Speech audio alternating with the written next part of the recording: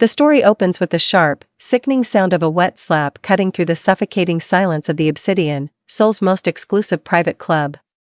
Within the first few sentences, a psychological ticking clock is established, Amani Correa's countdown to maintain her vow of peace. As a splash of red wine blooms across a $5,000 white tablecloth, mixing with the first few drops of blood from the bruise on her cheek, the narrative locks onto Amani's hands. They are steady, gripping her tray with lethal precision, even as her world tilts into chaos. It creates an immediate emotional contrast between Amani's professional, invisible restraint and Choi Min-suk's unchecked, arrogant power. By describing the elite patrons looking away in cowardice while Min-suk looms over a wounded Amani, the narrative establishes her as a figure of immense, quiet resilience. The mystery that hooks the reader is the subversion of the victim trope. While Min-suk believes he is mocking a nobody, the audience realizes Amani's downward gaze is actually a tactical assessment of the room's exits and the hidden weapons of his bodyguards. The Obsidian did not exist for the public, it existed for the shadows that ran Seoul. Nestled behind an unmarked obsidian facade in Gangnam, it was a cathedral of marble and hushed whispers where the city's sins were washed away with $5,000 bottles of scotch. For Amani Correa, it was the perfect hiding place. In a room full of men who saw themselves as gods, a black waitress was more than just staff, she was part of the furniture. Amani moved through the dining room with the practiced grace of a ghost. She had 3 rules for survival: never meet their eyes, never speak unless spoken to, and never let the mask slip. To the patrons, she was a silent, efficient shadow. They didn't see the way her eyes catalogued every exit, or how she instinctively noted which bodyguards tucked their 9mm pistols into their waistbands versus their shoulder holsters. To them, she was simply a pair of hands that cleared plates and refilled crystal flutes. The air in the club was thick with the scent of expensive cigars and cold ambition. Amani focused on the rhythmic clinking of silver against china, a soothing white noise that kept the memories of the Congolese jungle at bay. She was content to be a nobody. In this world, somebody usually ended up dead or in a cage. She had spent 3 years burying the soldier she used to be, trading her tactical gear for a fitted black vest and her rifle for a serving tray. The peace shattered when the heavy double doors at the entrance swung open with a violent thud. The temperature in the room seemed to drop 10 degrees. The low murmur of conversation died instantly as a man stepped into the light. Flanked by 4 guards who moved with the hungry precision of wolves. Choi Min-suk didn't walk, he conquered the space he occupied. His dark tailored jacket was draped over his shoulders like a cape, and his white shirt was unbuttoned just enough to tease the jagged black ink of a dragon's tail crawling up his throat. He was the Choi Syndicate's crown prince, a man whose reputation for cruelty was matched only by his bottomless ego. As he scanned the room, his gaze snagged on Amani. It wasn't a look of interest, but one of irritation, the way a king might look at a smudge on his crown. "The Obsidian is losing its standards," Min-suk remarked, his voice a gravelly baritone that carried across the silent room. He didn't look at his companion, he kept his eyes fixed on Amani as she stood by the service station. "I didn't realize we were hiring from the streets now." Amani felt the familiar ice settle in her veins. Her grip tightened on her tray, her knuckles turning white, but her face remained a mask of porcelain calm. She lowered her gaze to the floor, her heart hammering a steady, lethal rhythm. The predator had arrived, and she knew, with the instinct of a woman who had survived 1,000 wars, that the quiet life she had built was about to burn. The air at table 9 was thick with the scent of ozone and iron, the atmosphere of a storm front moving in. Choi Min-suk sat back, his legs crossed with a casual, predatory elegance, while his men fanned out like a wall of dark wool and muscle. Amani approached the table, her breath shallow and controlled.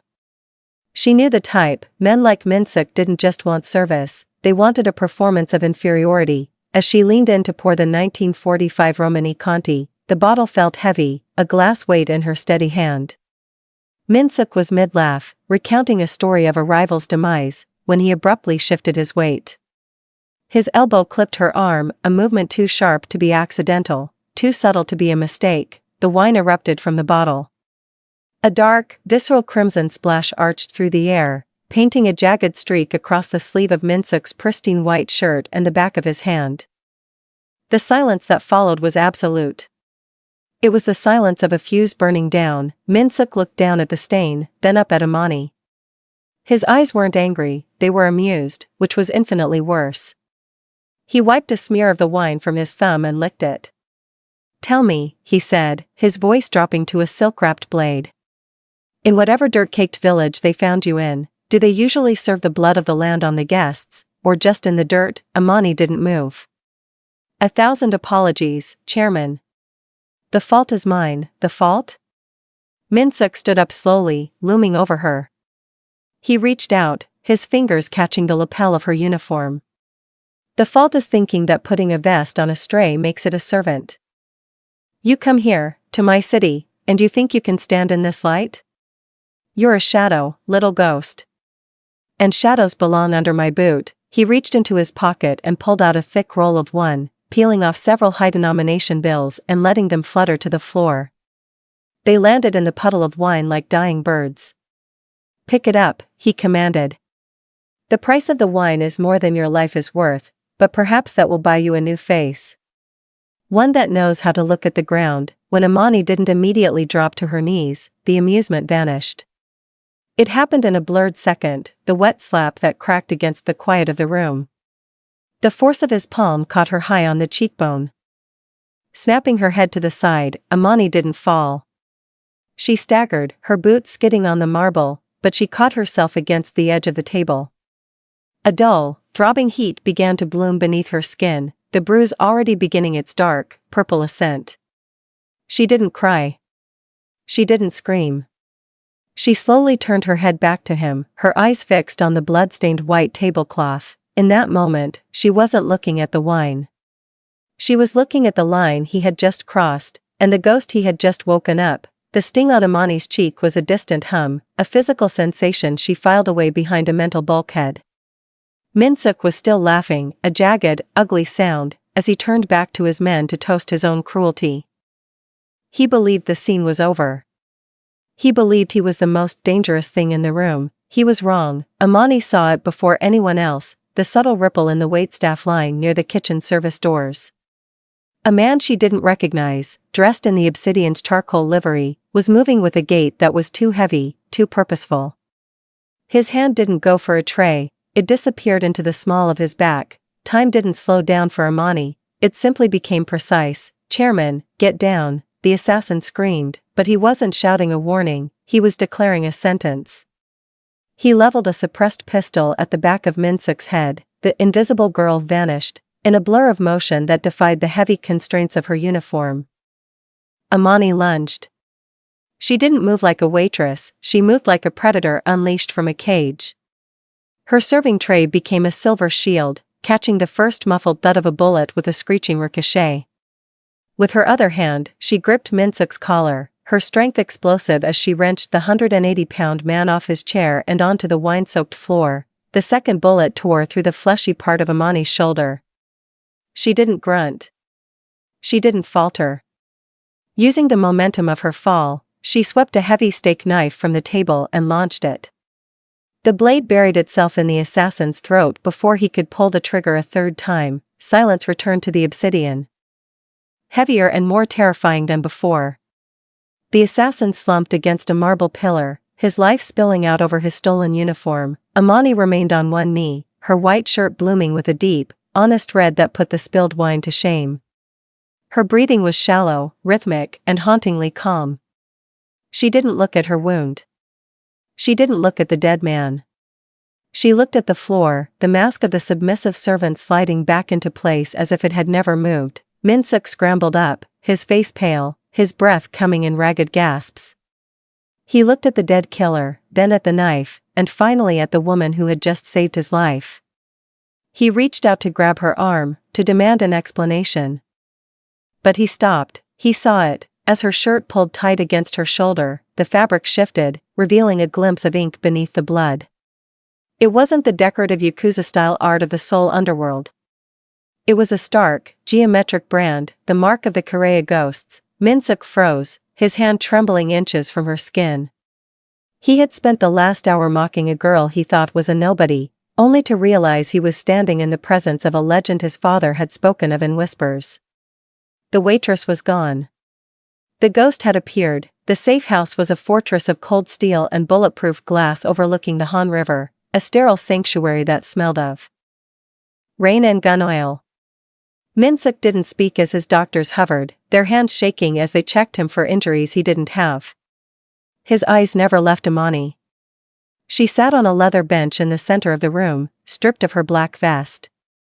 A medic had cut away the blood-soaked sleeve of her white shirt to tend to the furrow the bullet had carved into her shoulder. The room was silent, save for the hiss of antiseptic. As the medic wiped away the drying gore, the true silhouette of the ink emerged. Min-suk stepped forward, waving the medical team away with a jagged motion of his hand. He knelt in front of her, not out of humility, but to see. There, etched into the dark skin of her deltoid, was a geometric skull entwined with a stalk of withered rye. It wasn't just a tattoo, it was a brand. It was the sigil of the Korea unit, the Ghosts of the Rift, a legendary mercenary cell that had vanished from the African continent a decade ago after dismantling a coup single-handedly. My father used to tell stories about your people, Min-suk whispered, his voice stripped of its earlier bravado. He said if you saw the mark of the hunter, you were already dead. That the Korea didn't work for money, they worked for a debt of blood. Amani finally looked up. The downward cast of her eyes was gone. The exhaustion had been replaced by a terrifying, crystalline focus.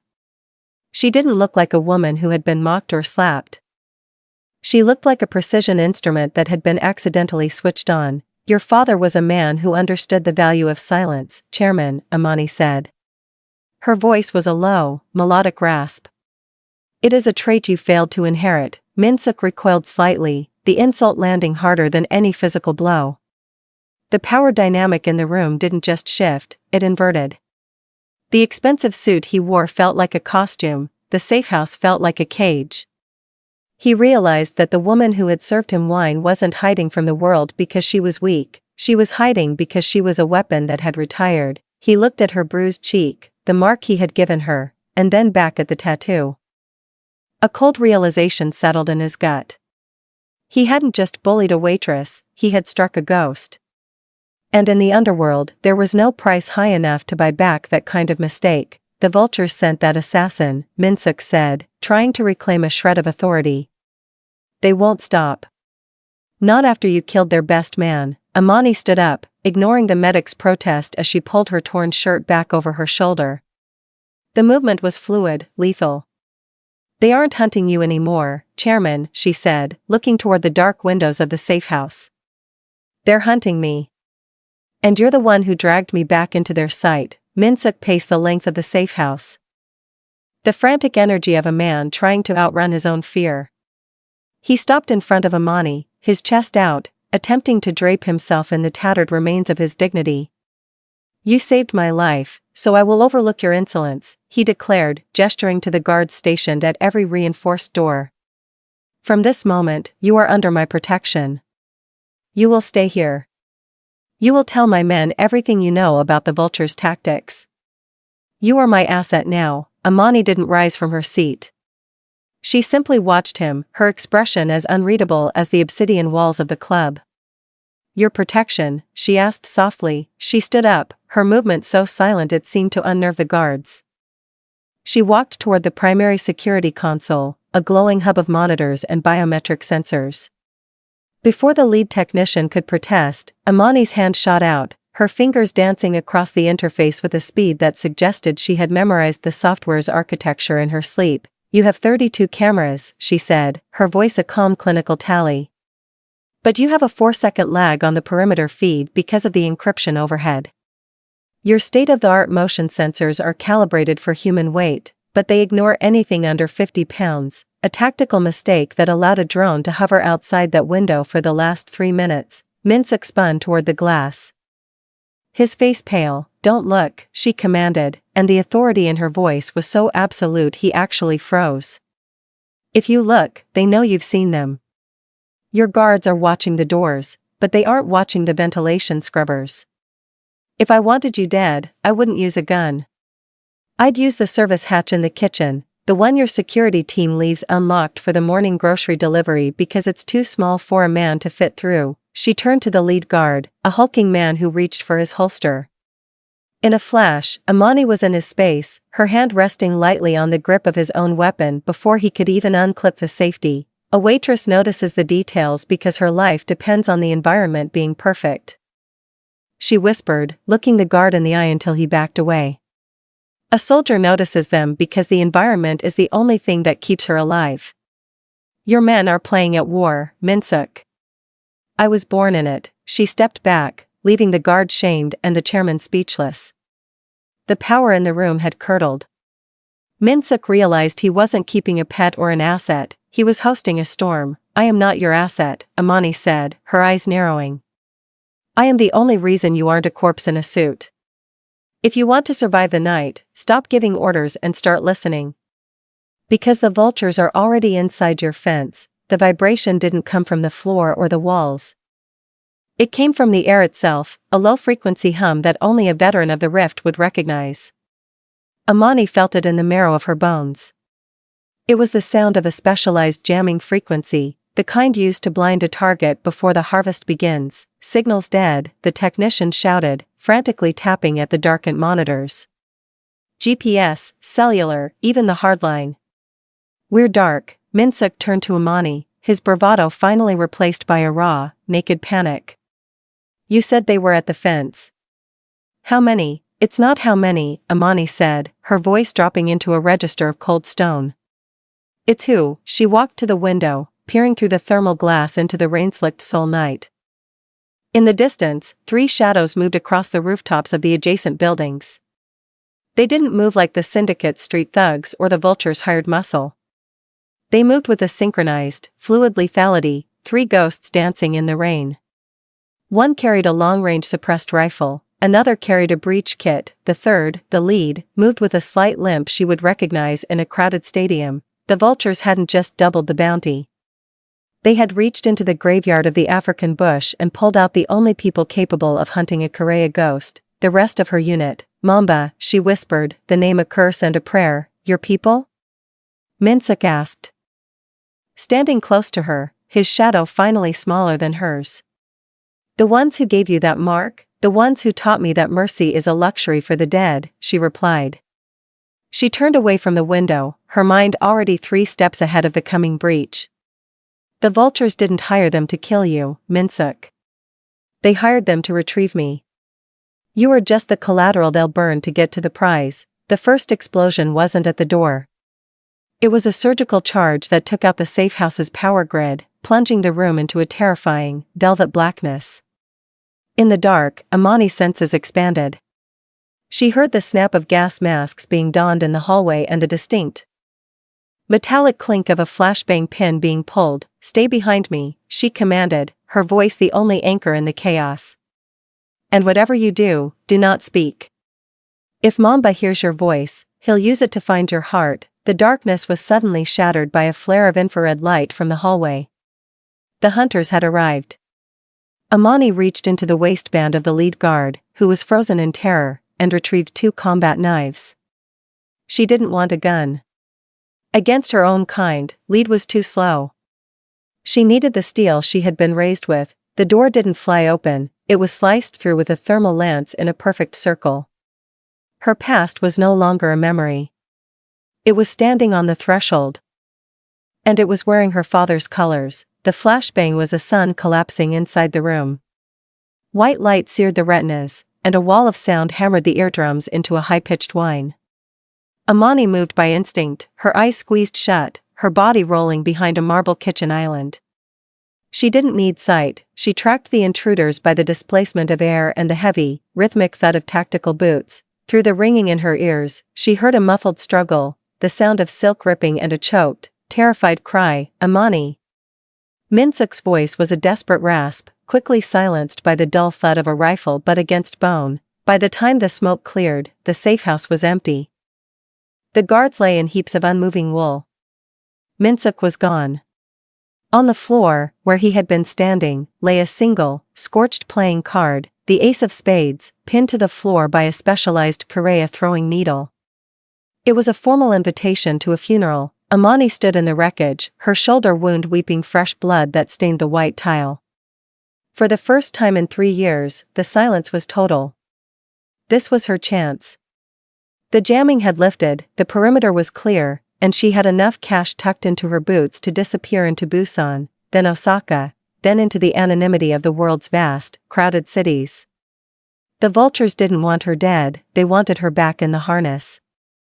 If she ran now, they would be too busy extracting information from Min-suk to catch her scent. Min-suk, the man who had mocked her heritage. The man who had slapped her until her cheeks swelled. The man who viewed her as a stray to be bought and broken. He was the architect of his own ruin, and his life was a small, petty thing compared to the peace she had fought so hard to find. She walked to the door, her hand on the cold steel frame. One step, and the invisible girl would be gone forever. She looked at her hands, the hands that had served wine, and the hands that had taken lives. Her reflection in the darkened window showed a woman with a bruised face and a warrior's eyes. If she left him to die, she was exactly what Min-suk thought she was, a shadow that existed only to survive. But if she went back, she was Korea. She was the ghost who chose her own masters. Amani looked at the blood on the floor, the mixture of her own and the wine. The line had been crossed, but it wasn't Min-suk who had drawn it. It was her. She didn't head for the exit. She turned back toward the armory locker in the master bedroom, her stride lengthening, her shoulders dropping into the lethal stance of a commander. She wouldn't die as a nobody in a basement. She would walk back into the fire, not for the man, but for the principle of the debt. The waitress was officially dead. The ghost was going hunting. The vulture's stronghold was a fortress of glass and arrogance, a skyscraper in the heart of the city where the elite thought they were untouchable. To a soldier, the building was a nightmare of sensors and reinforced steel. But to a service worker, it was a sieve. Amani didn't arrive in tactical gear. She arrived in the back of a delivery van, wearing the drab, oversized jumpsuit of the midnight cleaning crew. She didn't carry a rifle, she carried a rolling chemical cart and a spray bottle of industrial-grade ammonia. In the world of the powerful, the person holding the mop is the most invisible ghost of all. She moved through the service elevator, her head bowed, her gaze fixed on the scuff marks on the floor. When she encountered the first security checkpoint, the guard didn't even look at her face. He only saw the badge she had lifted from the safehouse technician and the bucket of gray water. He waved her through with a grunt of Han River disdain, his eyes returning to his phone. He didn't notice that the cleaning solution in her cart was a volatile mixture of pool chemicals and accelerants, or that her movements were timed perfectly to the sweep of the overhead cameras. Inside the executive level, the air was sterile. Amani didn't need to fire a single shot. She slipped into the ventilation hub, her fingers moving with the same precision she used to polish crystal at the Obsidian. She replaced the air filters with pads soaked in a fast-acting, odorless sedative she'd concocted from the safehouse's medical supply. Within minutes, the rhythmic breathing of the guards in the outer hallway slowed. Then slumped into a heavy, artificial sleep. Amani stepped out into the corridor, her footsteps silent on the plush carpet. She didn't move like a commando, she moved like a waitress clearing a table after the guests had departed, efficient, quiet, and leaving no trace. She reached the heavy mahogany doors of the inner sanctum. Inside, she could hear Mamba's low, rhythmic voice and Min-suk's labored breathing. She reached into her cart and pulled out a simple silk cord and a heavy-duty degreaser. She sprayed the marble floor outside the door, creating a surface as slick as ice, then pulled the fire alarm. Chaos erupted. The remaining guards rushed toward the exit, their polished shoes finding no purchase on the treated floor. They went down in a tangle of limbs and confusion. Amani moved through the tumble of men like a dancer, her movements a blur of redirected momentum. She didn't punch, she tripped. She didn't kick, she used their own weight against the sharp edges of the furniture. She entered the main office as the last of the vulture's personal security collapsed. Mamba stood over a bloodied Min-suk, his hand on his sidearm, but he froze when he saw her. Amani stood in the doorway, a simple spray bottle in one hand and a sharpened letter opener in the other. "The service here is terrible, Mamba," she said, her voice a cold rasp that cut through the alarm's wail. "I think it's time I cleared the room." The Obsidian was exactly as they had left it, hushed, opulent, and indifferent to the blood spilled in its name. The heavy double doors swung open, but this time, the room did not fall silent because of a predator's arrival. It fell silent because of a shift in the gravity of the world. Amani Correa did not wear a white button-down or a fitted black vest. She wore a gown of midnight silk that shimmered like oil on water, the high collar elegantly concealing the bandage on her shoulder. Her hair was no longer pulled back in a practical knot, it flowed around her face, a dark halo that framed a gaze of terrifying clarity. The bruise on her cheek had faded to a faint, golden shadow. A mark of rank rather than a badge of shame. Beside her, Choi Min-suk walked half a step behind. The man who had once dominated the room with unchecked ego now moved with a quiet, watchful reverence. His arrogance had been stripped away in that basement, replaced by the somber realization that he was alive only because a legend had allowed it. They reached table 9, the same table where the wine had once stained the cloth like an omen. The staff, Amani's former peers, froze in mid-motion, their eyes wide as they looked at the woman they had once considered part of the furniture. Min-suk stepped forward. He did not snap his fingers. He did not bark an order. With a slow, deliberate grace, he reached out and pulled back the velvet-cushioned chair for her. He waited, standing as still as a sentry, until Amani took her seat. It was a public abdication of his throne, a silent declaration to the underworld watching from the shadows: she is not the help. She is the power. Amani looked at the table, now covered in pristine, bone-white linen. She didn't look at the floor. She didn't look at the exits. She looked directly at Min-suk as he sat across from her. "The wine, chairman?" she asked, her voice a smooth, melodic silk. Min-suk signaled the sommelier with a slight nod. When the vintage was presented, he didn't check the label.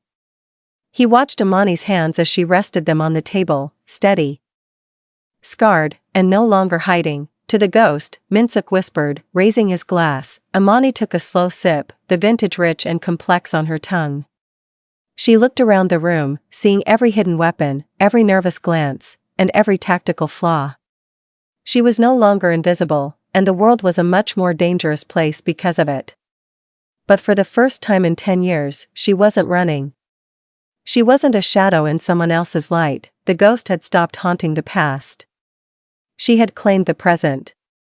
And as the elite of Seoul bowed their heads in her direction, Amani Correa finally felt at home.